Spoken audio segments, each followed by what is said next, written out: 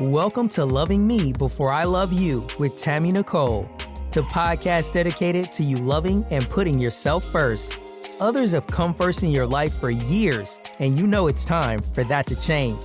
You're about to be empowered to set healthy boundaries, confidently have hard conversations, unapologetically put yourself first, and live the peaceful life you deserve. Remember, self-love is essential, and loving yourself sets the stage for every other love in your life. So get ready to embrace self-love like never before with your host, Coach Tammy Nicole.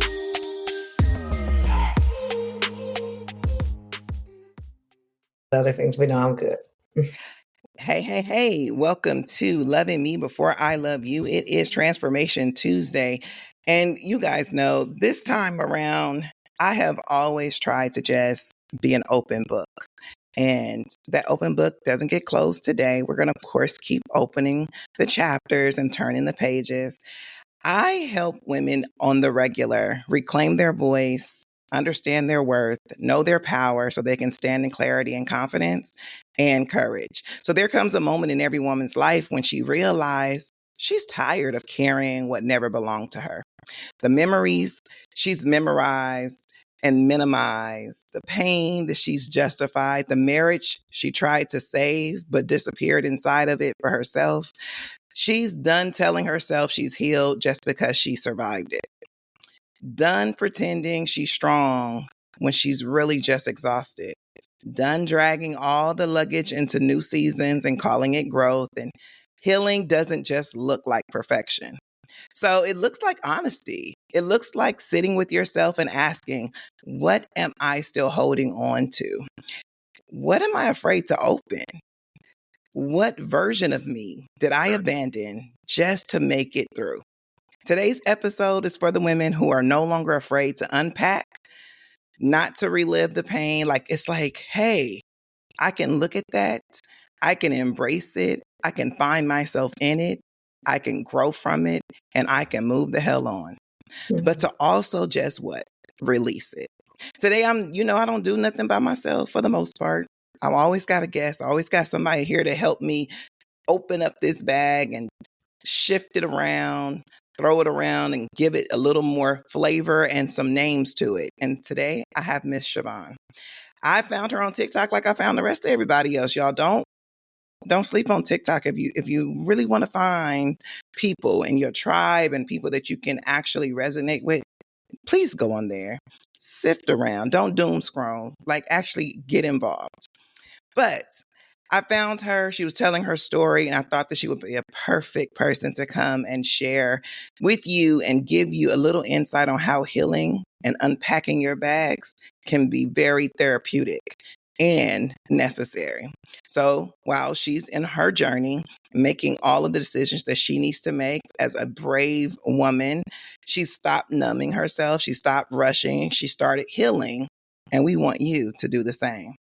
So she's come to share her story and to help you. And I'm so excited that she chose to actually join us. Welcome to the show, Siobhan. Thank you so much. I am over the moon excited to be here. So thank you for having me.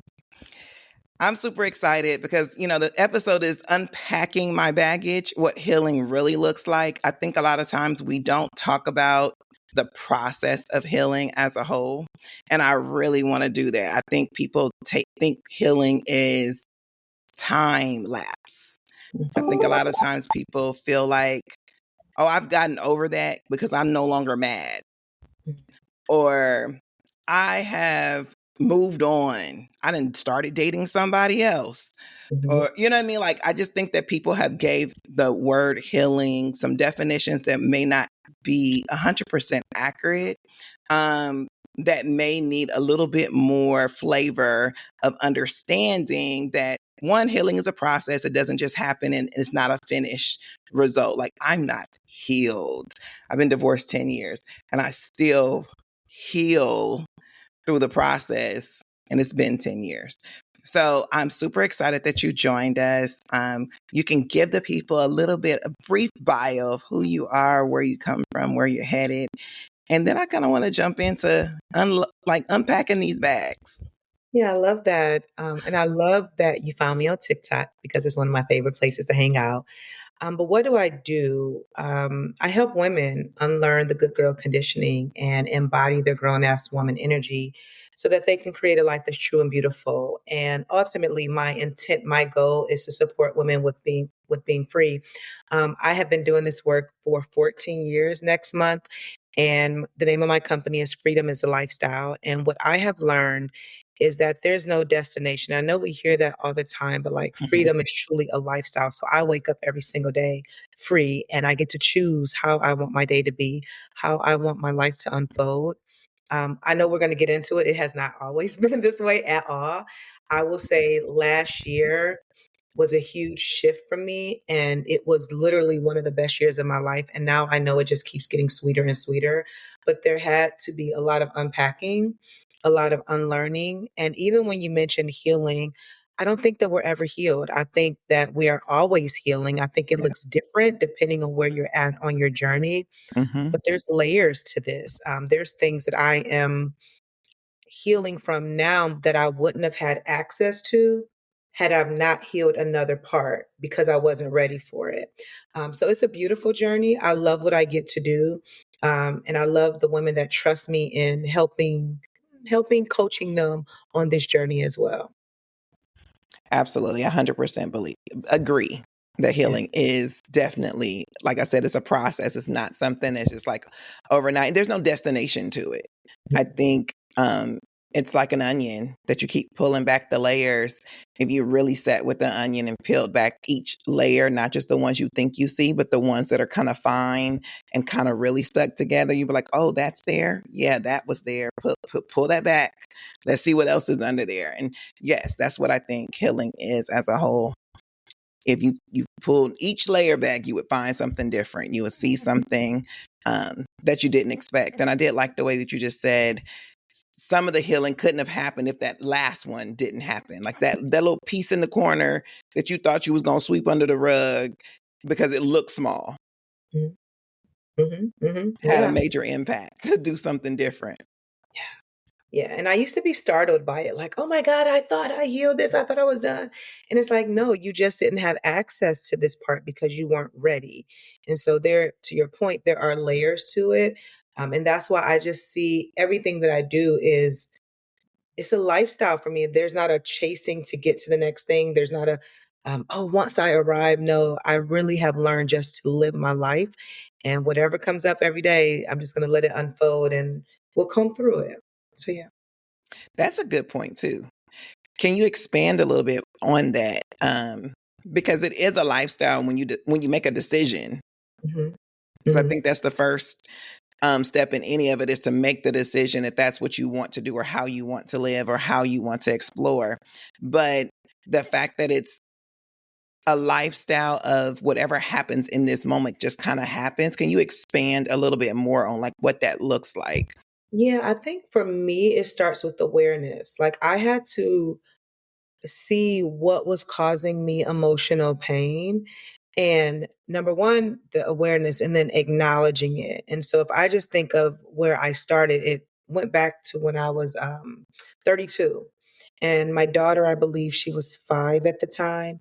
And she would ask about, I've healed a mother wound, but she would ask me about my mom.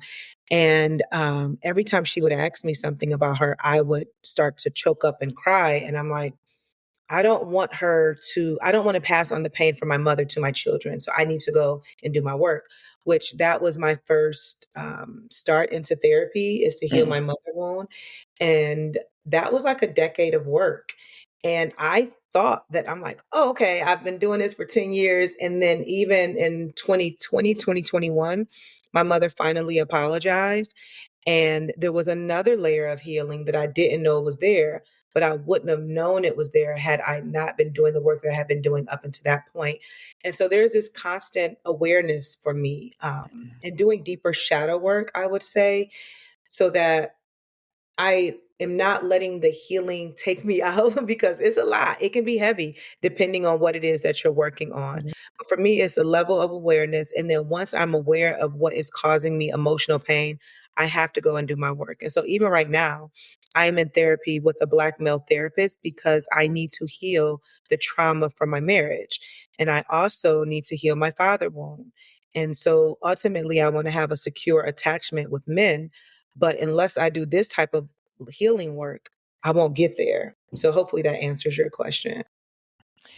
Yeah, and that's interesting too that you have a male therapist for that sake. And I'm pretty sure it has a lot to do with imagery too, like being able to receive and heal certain things that you are like really looking at, like, hey, I'm healing a daddy wound, I'm healing wounds that are from my marriage, which have men focused Mhm. on that healing circle for you.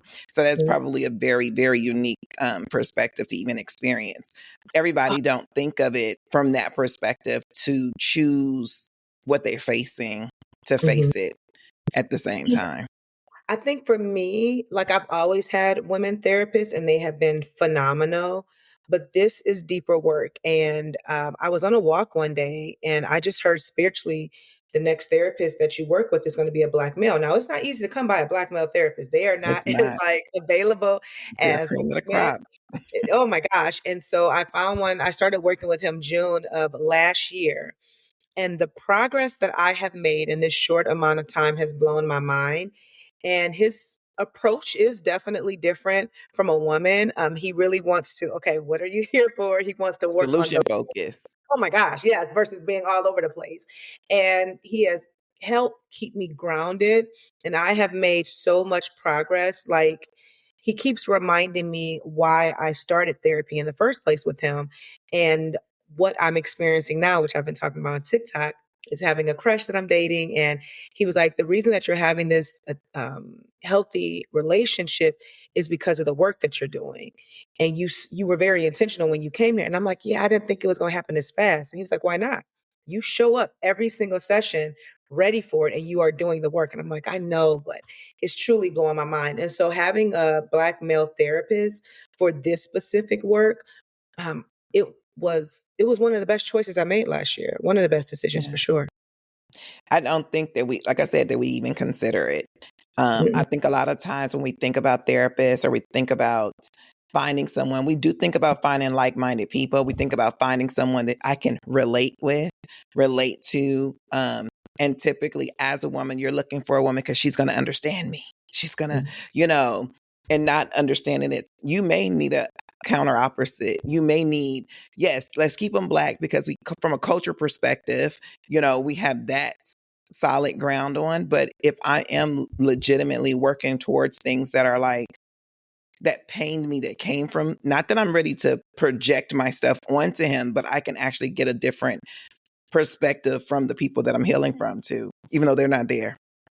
Yeah, and another thing that I want to add why he was a choice is because I don't have examples of healthy men in my life. And Hmm. I think about how my mom talked about men, how my grandmother talked about men, the, the unhealthy relationships that I've seen. I did not have a positive example. And I want Hmm. a healthy relationship with a man. I want to learn how to love and I want to be loved. And if I didn't have examples growing up, then I need to find someone that can support me. And because it's in a professional setting, that has been really, really helpful. And it's showing me like it is safe to trust men. Like it is safe to do that. But I think if Facts. I wouldn't have had this example, I don't know. I wouldn't be as far along as I am now had I not started therapy with him. That's really good. Yeah. Like that's like that's really, really good. Yeah. And then for those of y'all that are sitting here listening and saying when we're gonna start unpacking the bags, we've been unpacking and you ain't been paying attention. But we just ain't labeled these bags yet for you to be, we unpacking them very, very, what I call very subtly, but very open. Um, when you started to unpack your bags though, when you started your healing journey, what for you was the biggest struggle? And then how did you overcome it? So I have several moments of healing. There's pockets, if you will. So if we want to talk about the most recent, in 2020, I decided I no longer wanted to be married. And I had been married at that point. Well, we were in totality, we've been married, well, we were married, I should say, for 19 years. We met when we were 18, got married at 23, 2 kids, a mortgage, all by the age of 28. And I believe that we trauma bonded. And because of a dysfunctional childhood growing up, the first guy that said, I love you, the first guy that took me out on dates, I'm like, oh, this has to be my husband. And add on, I lost my virginity to him. So, and at that time, I was in the church. So it's like, oh, this is your husband, period. And I did not understand what I was experiencing. I did not know. It wouldn't be until 2020 when I went to two different personal development conferences, hosted by the same person, but two different experiences. And then in 2020, March, I turned 40 and a light bulb went off for me. And I realized that the life that I was living was not the life that I wanted to continue to live, that I could not stay in this marriage. And the reason that I couldn't stay in it is because I was starting to realize how emotionally and mentally abusive it was. And I didn't have the language for it before, but it was reading Untamed by Glennon Doyle. It was going to those conferences. It was starting to sit with myself. And then the pandemic happened. And when the pandemic happened, we all obviously in America were shut down, like the world was shut down. And I did not have a choice but to look at what was going on. And in that, because I had already done so much healing work around my mom, I had to look at myself. And I'm like, you can either stay in this and continue on this path, even though you know this is unhealthy for you, or you can make a different decision. And that cracked everything open. Very difficult because I broke up my family, if you will, and made a different choice. And so the healing started with me. And when my mother apologized, it was an identity shift. So then that was another layer of healing. And then in the same time frame, I went through a friendship breakup of 25 years. We met when we were 14, was friends for 25 years, and there was healing that had to happen there. So it's been like different situations or relationships that I've had that require another layer of healing or another level of healing. So it's not just one thing, it's like collectively. And then on top of that, my grandmother passed away. And there's been a lot of healing in that because this good girl conditioning, it ties a lot to my relationship with her. It ties a lot to religion. And then also just in how I was raised. Yeah, you mentioned good girl conditioning. That's part of the, I want to say one of the TikToks you did. I think you may have been even alive. And I start laughing because I'm quick to say I'm a good girl. Like literally quick to, and I start laughing because I don't look at it. I wasn't looking at it from the perspective you were talking about it. And I'll say, oh, that's probably that's a real true thing. But we do glamorize and romanticize being a good girl.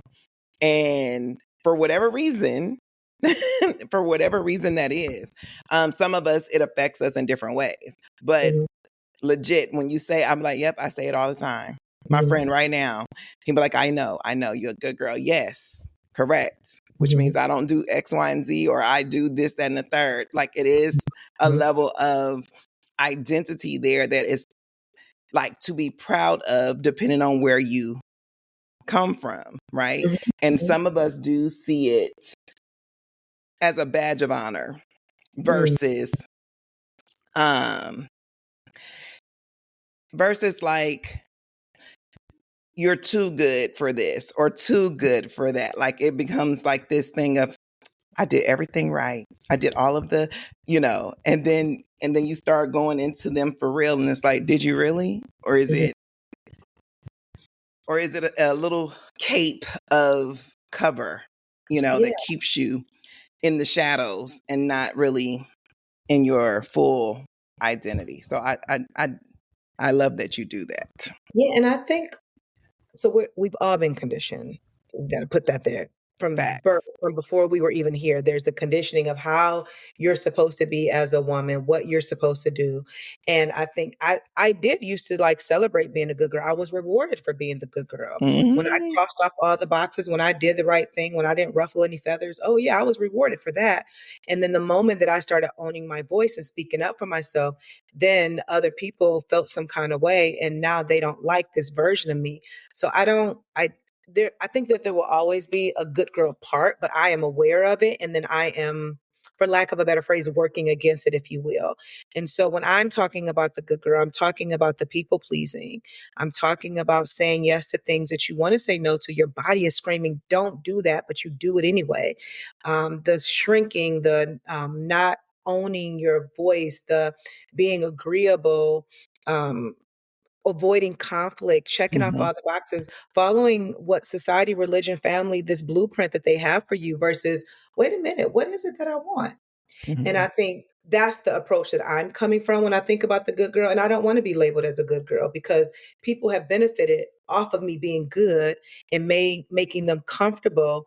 And then I am the one who is quietly hurting or I'm in Suffering. pain. Mhm. So I can't, and every day it's just, okay, how am I showing up today? Am I being fully in my truth? Am I showing up as a grown ass woman?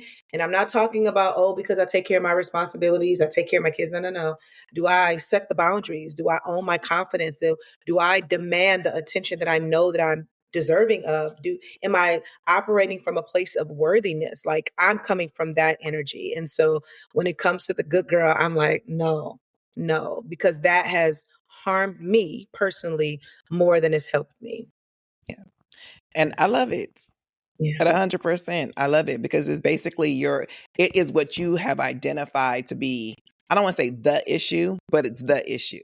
You know what I Mhm. mean? Like, and everybody has their label to what is the thing. You Yeah. know, our stories are actually somewhat similar, to be quite frank. When Mhm. people ask me, why do I get a divorce? I say, I got a divorce because I discovered myself. That is Mhm. my. Hey, hope you're feeling the love in today's episode. We'll pick back up where we left off in a moment. First, we're excited to share that Tammy has a collection of self-love t-shirts, hoodies, mugs, and journals for you to express how much you love yourself to the world. From comfy hoodies to motivational mugs, there's something for everyone.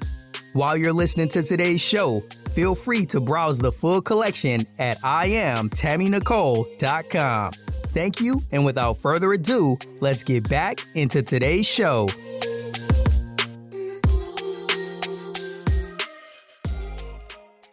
That is it. That's Yeah. what it has. I mean, no matter what he did or didn't do, Mhm. I did it. I requested it Mm. for me, Yeah. period. So you can blame him. You can not blame him. You can go sifting through the dirt of whatever happened in the middle of it. The reality and the end of what mama say, the period stops with me. At the end Mhm. of that is because I discovered me, period. And I love that. And I think more women need to hear that because there's nothing wrong with choosing yourself. And there's nothing wrong with getting a divorce. Like, why does divorce even exist if there was something wrong with it? There comes a point in some people's marriages, not all, but some, where you have to choose yourself. And why stay in something that you're miserable and unhappy in versus living a life that's more free and fulfilling? And it doesn't make you a bad person No, because you chose yourself, you know? absolutely I not. love that you did that. I love it. Absolutely not. It's more of about accountability too. Mm-hmm. Hmm. Because I can 100% acknowledge that I got into it for the wrong reasons. You know what Yeah. I mean? It has Hmm. nothing to do with that other person. Like I was shrinking and minimizing myself then when I said yes, when I decided to do it. And because of an upbringing of divorce is not an option and the church is going to, you come from this lineage of family preachers and everything like that in your family and they're looking at you like you can't do that. No, that's not an option. And you're always trying to live to other people's expectations versus living your truth. Taking accountability that I did that. Yep, I created all that. It doesn't matter how many years here, and then you have a kid, and you're like, oh, can't do the broken home, can't break the house up. So we stuck here now. We didn't have a kid. Should have did that, 9 months ago, or whatever the case may be. You live with it because you feel like I made all these decisions. I'm stuck here. But when you understand that you ain't stuck nowhere, but where you keep yourself, and Yeah. Yeah, exactly. I'm just saying, when you have that epiphany, then you make decisions differently. Yeah. And that's what most of us need to do. Like Yeah. when you're unpacking that bag and you're deciding that you want to actually heal, it's taking the accountability of where you are. A lot of us want to point the finger that we are in a spot because of somebody else. If they didn't do, I wouldn't have done, blah, blah, blah, blah. You did. Period. And I think that for me was the part of the healing journey that people don't really talk about. It's like, no, take accountability for where you are, and then take accountability for where you're headed. Yeah. And that's one of the things I talk about in my work in general, but specifically on TikTok, is accountability. It's not all the other person's fault. You chose that person. You were in that relationship too. You played a part. And it's not their fault. It's not anyone's fault. It's how do I take accountability for the part that I played and not playing the victim or the blame game? Because that once you can take accountability, then you can start to reverse engineer and think about, okay, well, what do I need to do differently? What healing work do I need to do? There's so many different ways that you can look at it, but accountability is key. At 100%. When you teach accountability to the women that you actually mentor or coach, what are the bigger obstacles that actually show up for them to actually do it? So I know, because my experience is that accountability is the hardest thing for them to really get past because they don't technically always understand what it really is. It's not just blaming yourself, because I think a lot of times people think accountability is blame. Like, I won't put blame on them. I'll put the blame on me. Oh, it's my fault. And it's like, that's not really it either. So what do you see when you deal with women who are trying to learn how to actually take accountability for where they are and move forward through healing? So my women are not in that space, so I can only speak for myself. So yeah, I mention it, but that's not really the challenge for them. More of the challenge for my women is being in survival mode. And then also not realizing the power that they have, and so they stay stuck. But when I do talk about accountability, pretty much what I just said, like, you played a part, right? And to your point, it's not like, how do I want to say this? Taking ownership for how you showed up, the choices that you made, and then making a pivot or making a change. That's it. That's all. And I think accountability is a beautiful thing. And we have to take accountability in other aspects of our life. So what makes a marriage or a relationship any different? You know what I mean? So taking your ownership of how you showed up and moving forward from there. But this isn't about a blame game or playing victim. It's no, this is my part that I played. This is how I'm going to acknowledge it. And this is how I'm going to move forward. Absolutely. I think accountability is more positive than it is negative, even though it's viewed to me, that's in general. Like, we think about relationships as a whole, you'll have a lot of men that say women don't know how to take accountability for anything. They're really quick to say, I did this because you did. There's no, I just did it, regardless of the why or regardless of what they did that may have led you to or gave you the unction to do. So most men say, we as women find accountability to be very difficult, and especially out loud.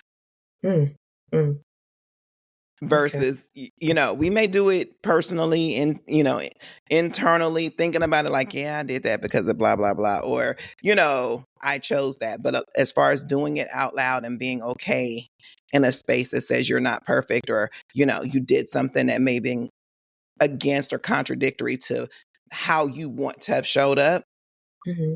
As we always say, put your big girl panties on, right? Yeah, for sure. For sure. Yeah, We exactly. we find that hard to do a lot of times. Hmm. I think for me, I see we're all human beings, right? And giving people the benefit of the doubt and extending compassion. Um, and so even in the relationship that I'm in now, like it's very healthy. It's the healthiest I've ever had or been in. And but it's not perfect, right? And so there's times that I have to communicate. Even this past weekend, I had to communicate something. And he took full accountability. And it wasn't even, and I think the healthier that you are, the healthier you attract. And so certain conversations I'm just not having anymore. Now, was I having them before? Absolutely, with other people. But in this one, no. And I think that that's a beautiful thing, because of the level of healing that we both have done to get to each other, if you will.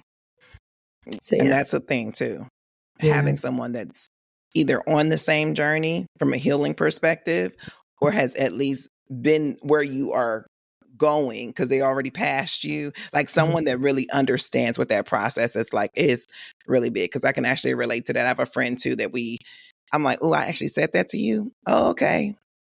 I probably would have never said that, Mhm. couple of years ago, if you know what I mean, like at all. Mhm. I just would have internalized it, thought about it, Mhm. wanted to say it, been like, whatever, I'll figure it out.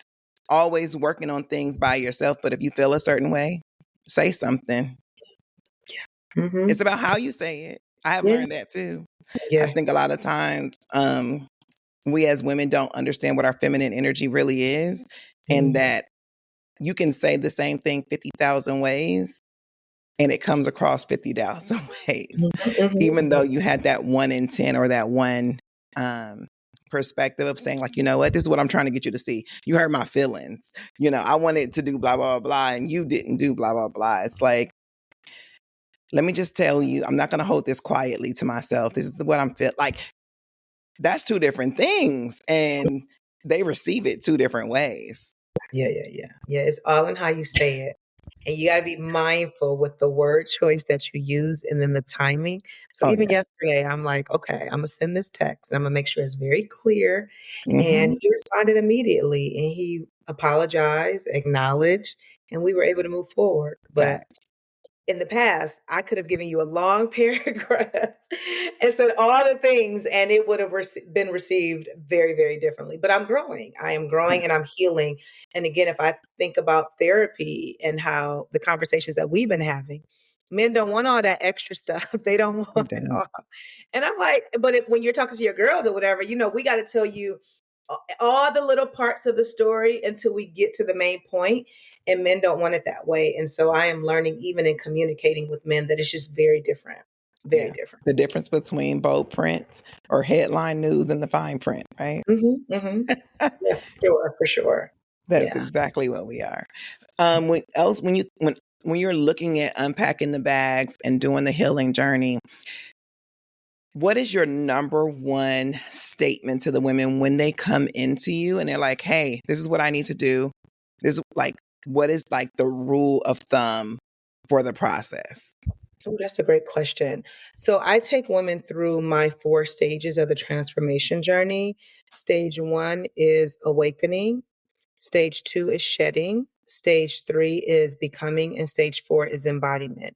And so it's very important that we see where you're at in the transformation journey so I know where I need to support you. So when I mention awakening, you're just waking up to your life and you're like, something feels off. I'm not quite sure what it is, but I thought my life would be more beautiful than this. And it's like this nagging feeling.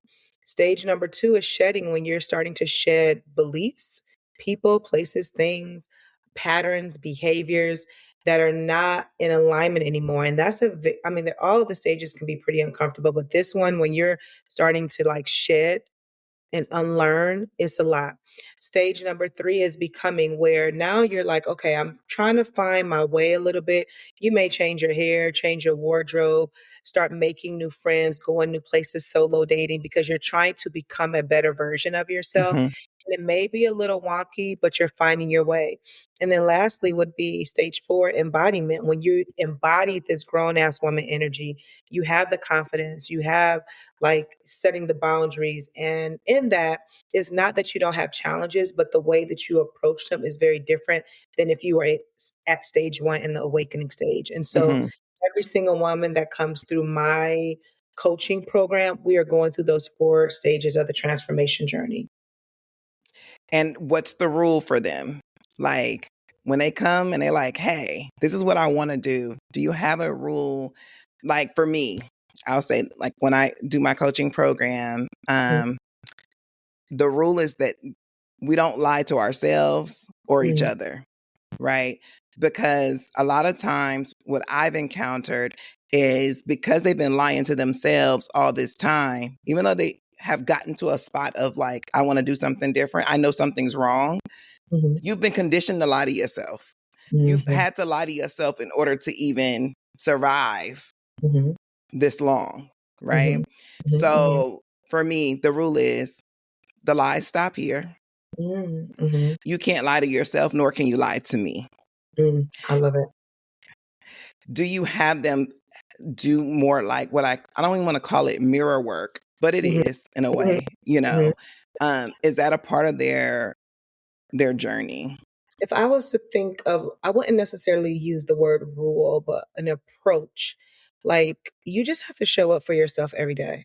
Like you have to show up for yourself and taking one baby step forward. And that baby step could be you resting. It could be you journaling, movement. It could be coming to my TikTok live. It could be joining the Freedom Circle, my membership community. It literally could be anything. But the commitment is that no matter what, I'm going to show up for myself and I'm not going to give up. And I'm going to take that baby step forward. And those baby steps are actually big steps because depending on what it is, like, it could be a lot. I never, yeah, but I wouldn't call it a rule. It's just, this is the process or this is the approach or this is the intent, if you will. Gotcha. Yeah. Love that. Love that. I just always wonder, when you have other people that do somewhat similar work, you always wonder like, are they doing rules over there? Do they make Mhm. like what's the process happening? Because to me it's all the same, right? It's Yeah. always about who you draw from, what's that experience to be like, because we all are really doing the same exact thing, Mhm. just with a different twist, spin, or what have you. Yeah. Um, so I love that. I just wanted to know. I was just being a little nosy. Oh, no, you're good. I love it. I Yeah. was being a little nosy. One of my other friends, I said, this is what oh no, I don't let that. We stop the lies right here. Like that's the Mhm. rule. That's the only rule that I really have outside of them doing their homework. Like Got- oh, yeah. Yeah. Yeah. there's a lot of homework. They they Mhm. they said, did I go back to school? You did. The school of your life, not mine. Yeah, that part. Yeah. Yeah. And I call it life work instead of homework. I call it life work. Yeah. Yeah. Yep. The school of your life, not mine. Because we all, and I'm really big on commitment over comfort. A lot of Mhm. us want to be comfortable. Mhm, mhm, mhm. Yeah, I agree. Yeah. You have to be committed to you. So Mhm. I really appreciated this. Like Yeah. it allows people to see that unpacking their bags, number one, is not something that is linear. Like it's not just like a one-stop shop. It's not like boom. Even though we have all these steps that you go through from a coaching perspective, it doesn't stop there. You don't go through all 4 steps and be like, ooh, I have made it to the promised land. No. Mm-mm. I Not at am all. here. We have arrived.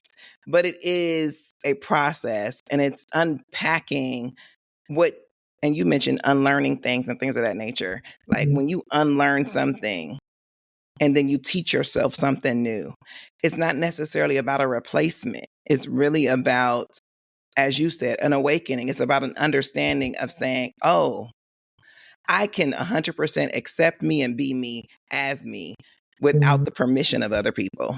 Oh, yeah, absolutely. Absolutely. Yeah, for sure. And I think a lot of women, they're waiting for permission for someone to come and save them or to tell them, okay, this is what you're supposed to do, or here's the path. But you really have to realize that you have to save yourself. Like nobody's coming to save you. Nobody's coming to give you permission. It's like you really have to make a decision. I want my life to be different. I want my life to be different. And because I want my life to be different, this is what I'm willing to do. And you don't have to have it all figured out. You're not going to have it all figured out. But if you're just willing to take a step, and whatever that step is, and then another one and another one, and then realize every day you get a fresh start. So you're going to make some mistakes. You're going to have flaws, all of that stuff. But every day you get a fresh start to start over. And some women need to know that that's all that there is. Just start over every single day until your life looks and feels the way that you want. But you got a lot of people whose lives look good, but they do not feel good. And I used to be there, so I know it looks good on paper, but inside it's like, wait, what? So Oh, yeah. That's Yeah. who I started with at first. The Mhm. successful woman that's miserable at night. Oh yeah. Yep. There's a lot of that because we have gone for the image and we didn't go for the authentic. It's like we were taught, go get a degree, get married, have kids, White House picket fence, Mhm. a dog and a pear tree, Yeah. Mhm. and that's what all of us, most of us, strive to actually go get. And then we realize some of us didn't even want none of that. No. But you didn't know that you didn't want it because this is a blueprint that was laid out for you. I mean, you have women in their 40s and 50s, 60s still trying to get to that. So let's just say they've never been married and they never had kids, they're still trying to achieve that. And if they don't have it, they think that there's something wrong with them. And then I think it's worth taking a moment and think like, well, do I really want that? Or am I chasing that because I've been conditioned to want that? And Yeah. a lot of women are not sitting their ass down to kind of figure that out. I hope you allow. Oh, girl, baby, Oh, I say that after I start, but it's okay. they're not taking the time to do that, and it's like you have to think, what do I want for my life? This past weekend I taught a 2-day masterclass called Becoming Her, and the question that we explored is, what do you want? And now that we have an understanding of what do you want, let's get clear and provide action steps so that the very thing that you want for your life, you have a plan for it. But a lot of women are not clear. But then there's a lack of self-awareness. And then you have everyone that's on this rat race of, I get up, I go to work, I pay my bills, I go back home. You may have a vacation here or there, but you're just doing the same thing day in and day out. And I'm going to tell you, that ain't living. That is not life at Some all. of them don't even know how to vacation. No, they don't. Let's They keep it a don't. whole buck. That part. They do not know how to vacation. They don't even know what that is. That they come back and need a vacation from the vacation. Yeah. Yeah, real talk for sure. So yeah. I 100% Mhm. understand. Yeah. But yes, they do need to learn who they are. That's why for me, that self-awareness is like real big. Like, who are you? And Mhm. what's your ideal self? If you don't know who your ideal self is, what she does, where she go, how she likes to show up. I mean, does she have a soft morning or she rushing all the time? Does she sit back and watch the people, ride down the street? Like, what does she do every day? You don't even know what she does. There's no way you can make it happen. Yeah. And what she does is not always the outcome of somebody's Mercedes Benz, 20,000 square foot house, flying on Emirates. That ain't it. I agree. Yeah. But the people think that's it. They really do think that's the Yeah. goal. And this is why conversations like this is so important, to give people another perspective just to ponder on. And if it resonates, great. And if not, then you move on to the next. But just to offer a different perspective of Mhm. how women are really living. And not to say that that's not a great lifestyle if that's what you want. But again, what is it that you want? What is freedom for you? Like, that's the question that's always being presented to my audience. What is freedom to you? Mhm. How will you define it? And it's going to look completely different because my version of freedom and yours is completely different. But Facts. making sure that you're living that and you're doing that unapologetically. That part. That's So, the yeah. real part, that I do it without apologies because I'm doing it because I want to do it. I Yeah. think we are so bent out of shape based upon what other people want. When I talk about people pleasing a lot, I talk about it from the perspective of a lot of us people please and it's really on us and not on the person. It's like you're doing something based upon what you think they think you should be doing. And half the time you didn't even ask them. And half the time that ain't what they even expect. But you've prejudged and predetermined their thoughts towards you, about you, when reality is really your thoughts towards yourself. Yeah. Yeah. And we Yeah. do it so often. I agree. We do. And then you have women that feel empty because they've extended so much of themselves to other people. And I think sometimes women find fulfillment in being there for everyone else because then they don't have to look at themselves. And so they'll stay busy doing all of the things and they won't slow down because Oh, if I that's slow definitely an escape route. Oh, yeah, and if I'm 100%. quiet with myself, then what? And so let me just continue to show up for this person, show up for that person. Even if I'm burned out, I'm still gonna do that because I don't wanna get to know myself right now. And it's not a conscious thought, right? It's just how they've been living their lives. Yeah. So, yeah. We're taught that's what you're supposed to do. Oh, yeah, for sure.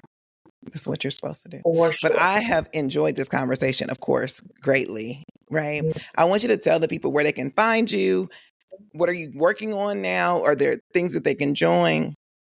Yeah, I have an amazing free resource called 7 Truths Every Grown Ass Woman Need to Know. And it is a 7-minute video along with a checklist so that it will help you identify the good girl and then how does a grown ass woman show up. Really quick, straight to the point. So everyone will get that absolutely free.